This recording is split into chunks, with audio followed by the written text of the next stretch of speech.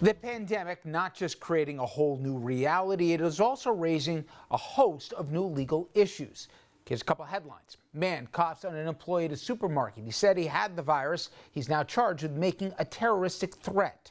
A New Jersey man goes one step further, spitting on a police hospital workers after he was arrested for DUI. He's also facing terroristic threat charges. The reports of the virus being used even in custody cases.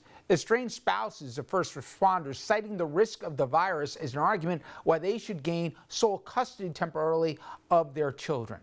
As you can see here, we are in uncharted territory. For more on these cases and other legal questions connected to the virus, we turn to former federal prosecutor Joe Moreno. And Joe, before we even go there, I looked at what happened in Wisconsin this Tuesday, the idiocy of basically forcing people, even though they have quarantine orders, to go out and vote here, and obviously coming far within that 6-foot separation.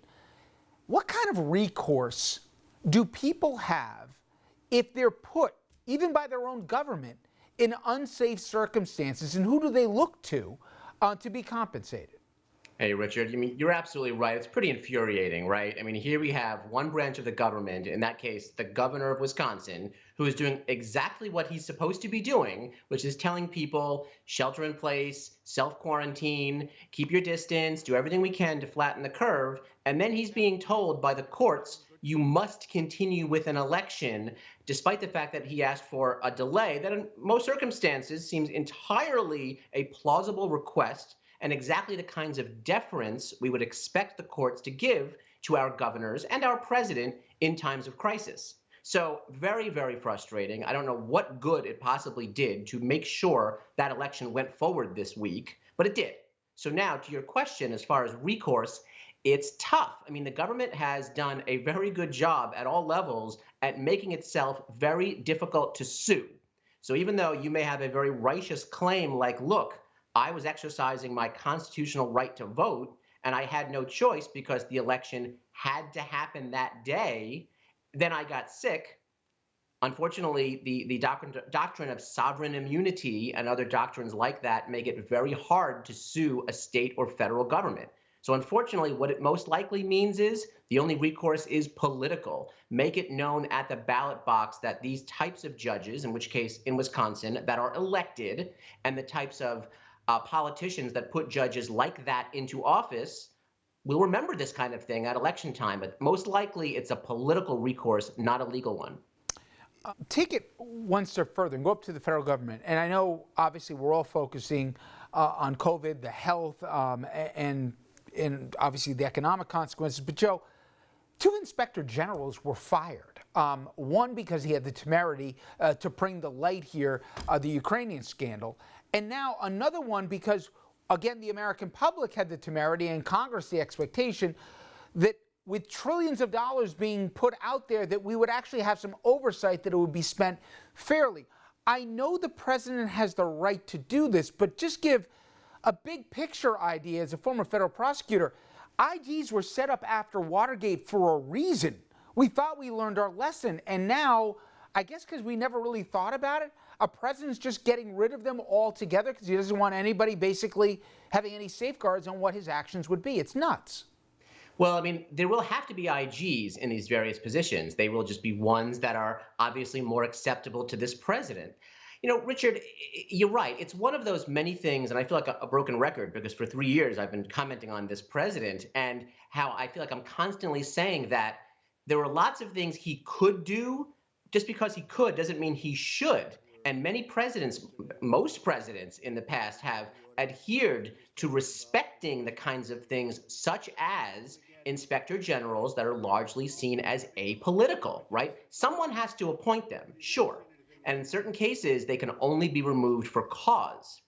But when the president, again, he can do it, but when he fires 2 inspectors general in the course of a week, seemingly what appears to be retaliatory, people have to shrug their shoulders and say, my gosh, what's going on here? I'm curious, from sitting in your home in Virginia with a lot of kids, You've seen what's played out. It wasn't long ago that Rhode Island tried to stop anyone from a New York license plate from coming into the state here. Florida said the same thing. They were going to decide, depending on your geography, who had to be self-quarantined or not.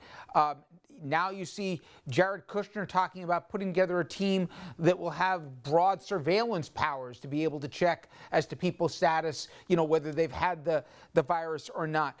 My point is, are we on the fly, Joe, trying to figure out states' rights and also privacy rights? I mean, we obviously need to give great deference in the moment of crisis to executive power, but do we have clear ideas where the line starts and stops? So short answer is no, Richard. We don't have a clear idea. We are in the eye of the storm, and we are largely making this up as we go along. Now, partially because this is a bit of this is a historic event, right? We haven't dealt with a pandemic like this in a century. And so we have the kinds of technologies that did not exist in the past. So we are grappling with those issues.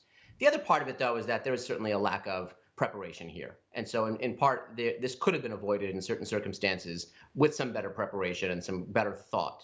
But the fact is, yes. So questions like privacy, questions like surveillance, things like we did after September 11th in the Patriot Act that have consequences for the next 20 years. That's happening right now.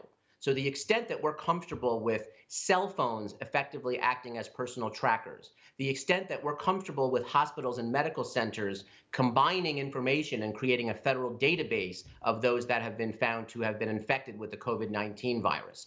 Those are the kinds of things where we have to balance between public safety and personal privacy, and what exactly we are comfortable with.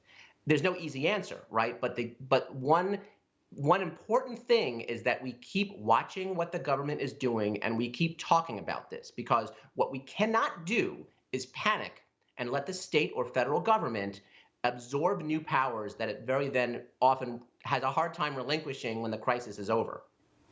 Joe, I want to play for you and for our audience some of the things being said on the Fox News channel, and we understand the network is concerned right now that they're going to be sued because of not only some of the reckless statements, but also some of the statements that go directly against the medical advice that we're getting from our medical authorities. Take a listen.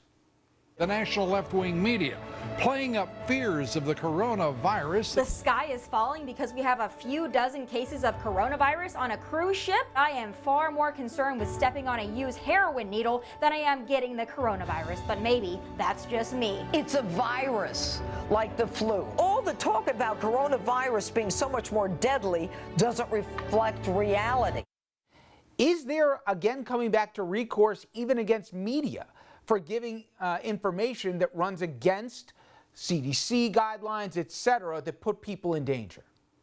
It's tough, Richard. I mean, the courts are very reluctant to allow civil court cases to proceed against media outlets. And largely it's because of the First Amendment. And so what media will say is, in those cases where individuals at Fox News perhaps downplayed the severity of the virus in the initial weeks, they'll say that was the opinion of those individuals, and it's up to the network to punish them. And there has been at least one termination over at Fox News, presumably over this issue. But in terms of legal liability, it's going to be extremely difficult to bring cases like that. Joe, it's good to talk to you, albeit in a bad situation, but nonetheless, thank you as always for your time. Joe Moreno. Richard, my friend, thank you, and I hope your family and you are doing well.